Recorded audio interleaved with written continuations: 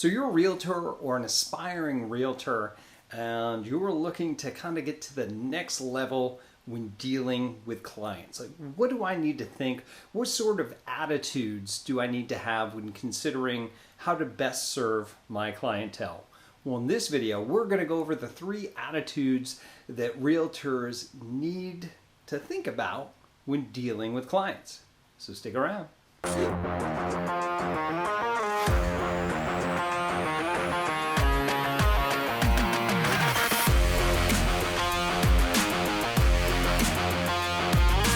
What's up, everybody? This is Tim Whittemore with the Whittemore Group here with eXp Realty, coming at you with some great information, what you need to know to be successful in today's real estate environment.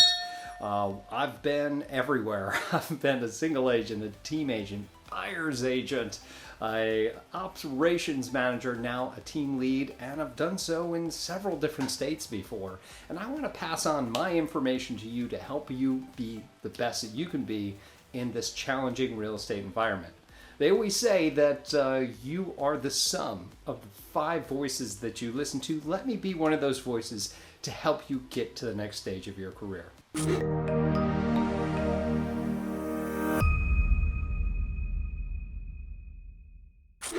All right, so let's jump into it. We're talking about the 3 attitudes that realtors need when dealing with clients.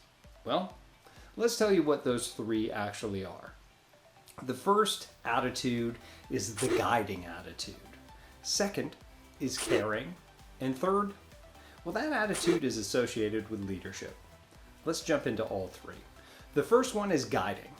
What I want you to think about is how you are going to help guide your clients through this transaction. Now, we have a variety of different types of clients that we deal with, but primarily we're dealing with buyers and we're dealing with sellers. What you want to do in this guiding atmosphere is to set expectations. Now, expectations are multifaceted, and what I mean by that is it's not just one thing. We have to first and foremost let them know what the current environment is out there for real estate. Is it a buyer's market? Is it a seller's market? Are we transitioning?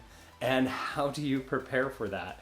Trust me, having this conversation early with a buyer or a seller is really going to help you out, especially if it's trending away from their advantage. So when the reality of the market hits, it's going to be a lot better expectation. But driving not just that, but the expectation about how you do real estate.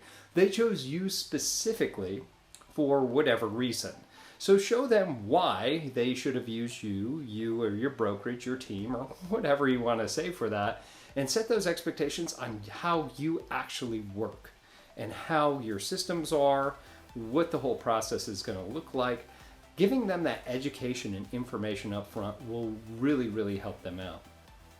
What you should do as well is show them the knowledge that you do have about that market, and what you're doing is you're also setting in the back of their mind a little bit more trust that, well, you know what you're doing. So doing that is really going to help you move forward. And then, of course, give them a plan. If it's a buying plan, this is what we're going to do to get you to keys in hand. If it's selling, this is what we're going to do to market your property for you to get the cash in hand, or whatever it is that their goal is. So really, really think about that and give them a simplistic checklist plan of what you're going to do. It could be written, it could be just you telling them, having some semblance of this is what I told you was going to happen, definitely helps out. So getting on from the guiding type of attitude, now we have to figure from the caring. A lot of the times people will come from the caring first, and that's okay. We do need to care for our clients, but we are also business owners. So I always come from the business owner mindset first before I go into this. So do I want to work with this person in the first place? Now that I've decided I wanted to work with this person, now let's figure out the caring aspect. What do they need?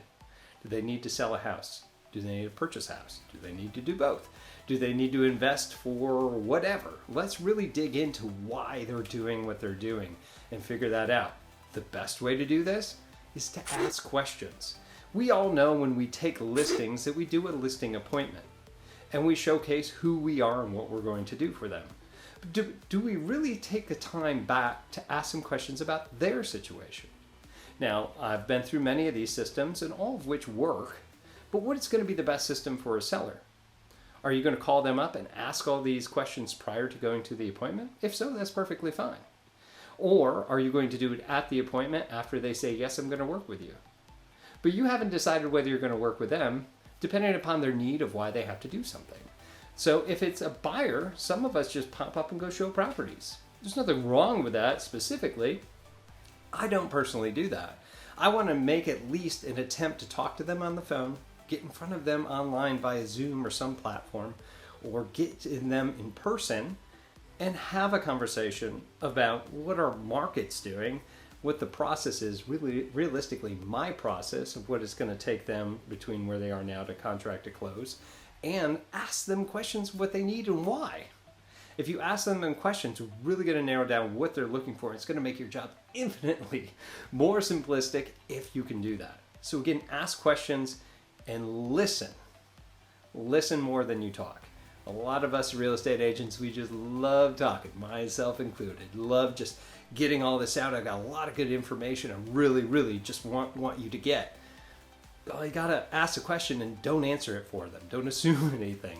Ask them those questions and sit back, sit on your hands, whatever you gotta do. I say sit on your hands. You know, I come from New York, a lot of Italian people always talking with their hands. I kind of picked that up a little bit too. But anyway, listen more than you're talking, okay? This is really where you're gonna ask what is gonna be best for them. What do you think now, given your specialty and knowing their situation, what's going to be best for them? And why is this going to be best for them? Okay? Why did they hire you? What sort of thing are you going to showcase for them to get what they need? Okay? So a lot of times people will think that they know exactly what the whole process is and have no idea. Even in buying or selling. That's why we have FSBOs. We have people in certain states that want to represent themselves in purchasing a property when the majority of the agents out there are not, the buyer's not paying the agent anything in most markets. So it's really interesting on that. So we have to pay attention. So that's the caring aspect of it. The last part is leadership. Whether you think you're a leader or not, if they're looking to you for guidance, you are absolutely in a leadership position, okay? Even if it's just for a deal. So I want you to think, how can I direct them? When we're a leader, we're directing them towards a certain way to do things. Now, it's not you signing, right? It's not you signing the paperwork most of the time, right? It's them. So they're going to have to do that. So how do we direct them to that pen to paper? So we kind of think about that. So some of the things that you want to kind of think about is, what is it going to get them there? What do we need to do to get to that point? So what are the market norms right now? If we're in a market, when we actually got to this video, it's 2022, midway through 2022, what does our market look like right now? Honestly, what has been the norm? We need to let them know what that is. If going in and it's multiple offers all the time, we need to tell them that. That's what now looks like. But could that change? Absolutely. So you want to let them know what's happening now and what to anticipate, but we are trending in a different direction if we happen to be whatever market that we're in, which is what's happening right now. When you do this, you want to come off with a lot of confidence behind whatever that you say. So if they go in and they're purchasing a house, you want to go, yes, given current market conditions, this seems to be the right price. This seems to be the best way. Here's the best way to write an offer. Now, just be careful on the way that you represent your clients, on the way that you say things, depending upon your state or area, or if you're a single agent. Here in Florida, we have transaction brokers, which is a little interesting. So be careful how you say it, but definitely guide them in that way so that they can make the decision. Okay? We're leading them and having confidence behind going, yes, this is what you should do in this position, or yes, this is what I would do in this position, will help them get that. And then the biggest part is getting them to the offer. If you are actually going to write the offer for them, if it's a buyer, make sure that you ask them what it is, and then with some confidence behind it, be like, I think this will work given market conditions, or given previous experience, given my broker experience, my team experience, whatever you have to say, even if you're brand new at this. I think that it should go this way. However, this is still your offer. And they'll be like, oh, well, maybe we'll listen to you. All right, so you're leading to that point, and get them to the offer. Get them to write that offer, whatever that is, and let them know, even if it doesn't seem realistic, getting pen to paper makes a huge difference in moving forward. So again, it's guiding them, figuring out how we're going to guide them. Make sure that you're in control so you get to that destination and you have some help of getting there. That's why they hired you in the first place. Caring, understanding what they're doing and what their goals are, how to get them there. Then leadership is actually directing them to the path that we have prescribed to them.